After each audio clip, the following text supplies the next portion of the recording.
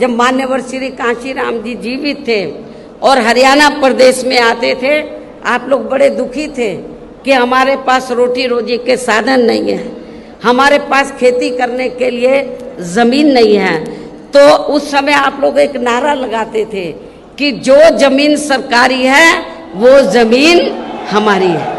आप लोग एक नारा लगाते थे, लेकिन वो नारा आपका पूरा नहीं हो पा रहा था हरियाणा में।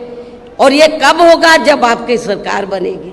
लेकिन जब उत्तर प्रदेश में 4 बार हमें सरकार बनाने का मौका मिला, तो उत्तर प्रदेश में हमने बड़ी संख्या में लाखों लोगों को, जो दलित वर्ग के लोग थे और जो गरीब लोग थे अन्य समाज में, उनको हमने किसी किसान भाई की 1 इंच भी जमीन छीनकर हमने भूमिहीन लोगों में नहीं बांटी थी, बल्कि सरकार के पास जो खेती करने के लिए सरकारी जमीन खाली पड़ी थी, उस सरकारी जमीन के 2-2, 3-3 एकड़ के पट्टे काटकर हमने भूमिहीन लोगों को, जो गरीब लोग हैं, भूमिहीन लोग, जो दलित वर्ग के लोग हैं, उनको खेती करने के लिए हमने फ्री दी।